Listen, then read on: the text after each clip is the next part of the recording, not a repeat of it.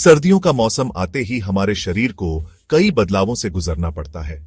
जैसे ही तापमान गिरता है, हमारे शरीर को ठंड से बचने के लिए कई तरह की प्रतिक्रियाएं देनी पड़ती हैं।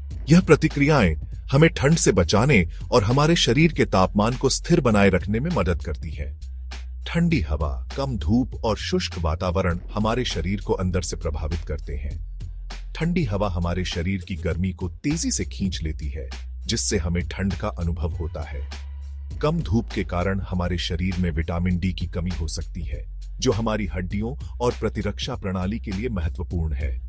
शुष्क वातावरण हमारी त्वचा को रूखा और फटा हुआ बना सकता है।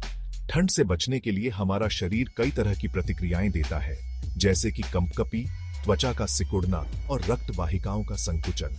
कंपकपी हमारे शरीर की मांसपेशियों को सक्रिय करती है, जिससे गर्मी उत्पन्न होती है। त्वचा का सिकुड़ना और रक्त वाहिकाओं का संकुचन हमारे शरीर की गर्मी को अंदर बनाए रखने में मदद करते हैं। इन प्रतिक्रियाओं का उद्देश्य शरीर के तापमान को सामान्य बनाए रखना होता है। जब हम ठंड में होते हैं, तो हमारा शरीर अपने तापमान को स्थिर रखने के लिए अतिरिक्त ऊर्जा खर्च करता है।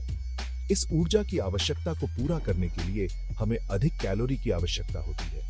इसके लिए शरीर को अधिक ऊर्जा की आवश्यकता होती है, जो हमें भोजन से प्राप्त होती है।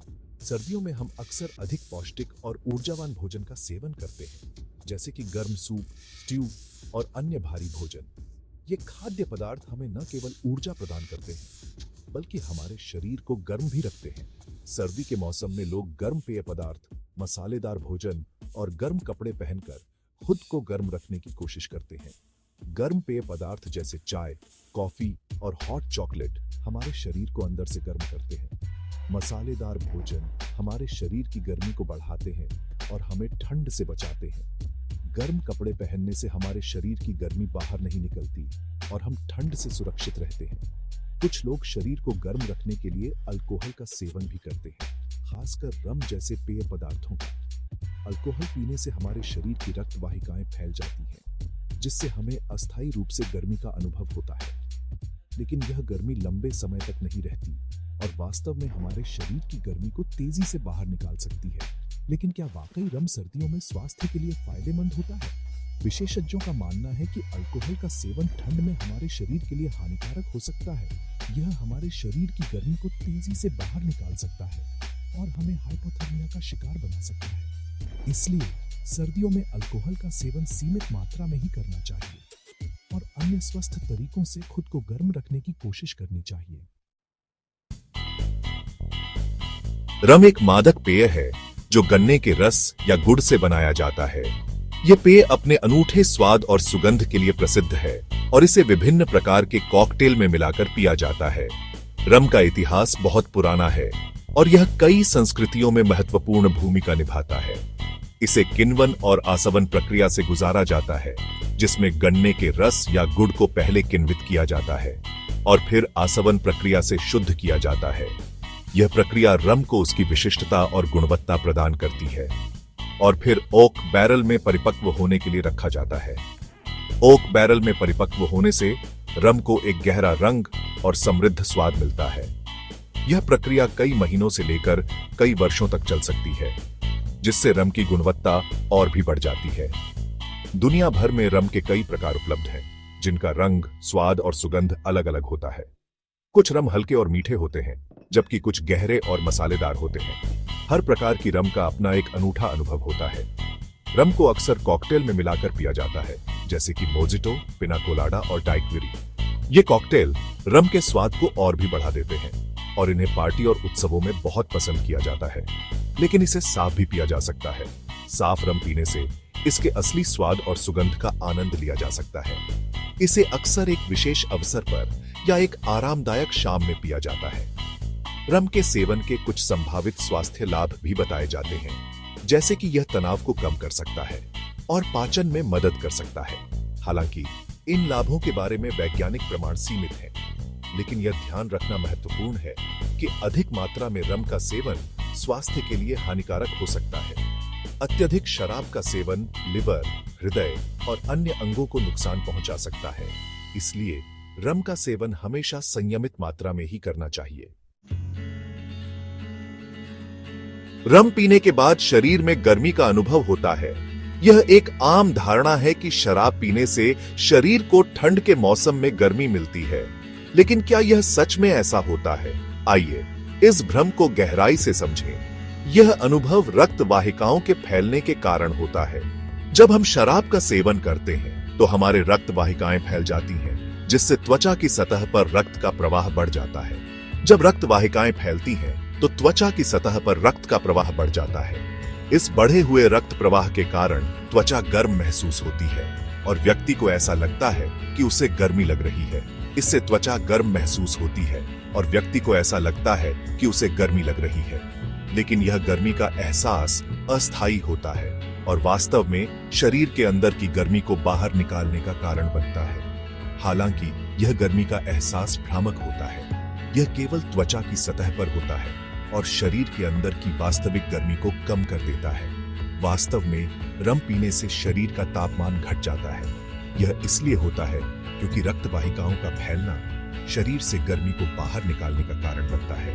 ऐसा इसलिए होता है क्योंकि रक्त वाहिकाओं का फैलना शरीर से गर्मी को बाहर निकालने का कारण बनता है। इस प्रकार शराब पीने से शरीर की आंतरिक गर्मी कम हो जाती है और व्यक्ति को ठंड का अधिक अनुभव होता है। इसलिए ठंड के मौसम में शराब पीने से बचना चाहिए, क्योंकि यह शरीर को और अधिक ठंडा कर सकता है।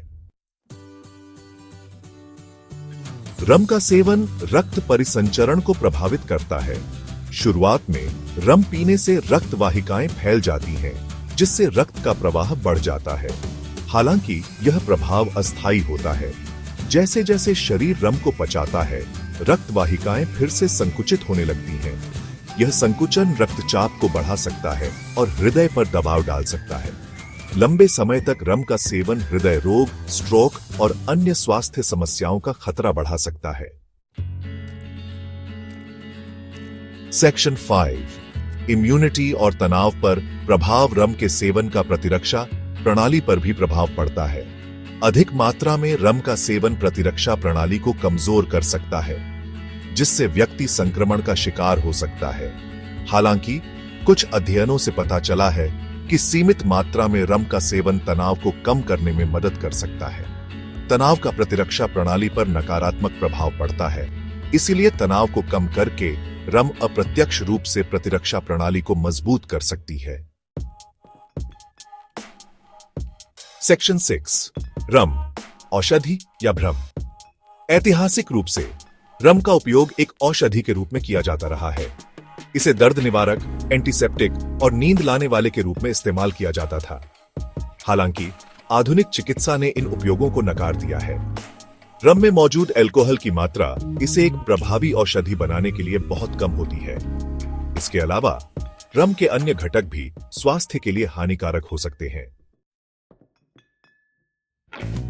सेक्शन 7 संयम ही कुंजी है।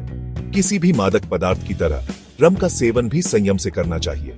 अधिक मात्रा में रम का सेवन नशा, उल्टी, सिर दर्द और यहां तक कि मृत्यु का कारण भी बन सकता है। यदि आप रम का सेवन करते हैं तो इसे सीमित मात्रा में पिएं और जिम्मेदारी से पिएं।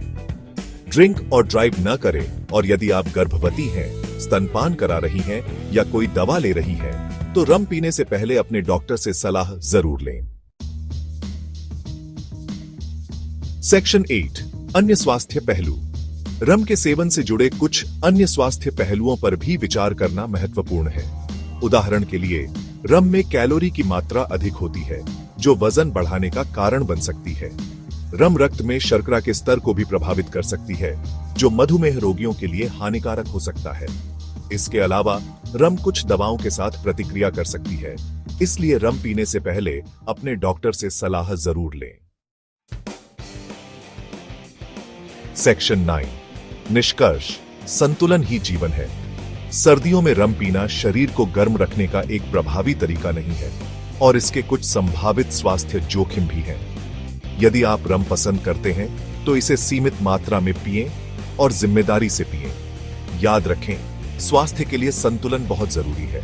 सर्दियों में खुद को गर्म रखने के लिए गर्म कपड़े पहनें, गर्म पेय पदार्थ पिएं, पौष्टिक भोजन करें और नियमित रूप से व्यायाम करें।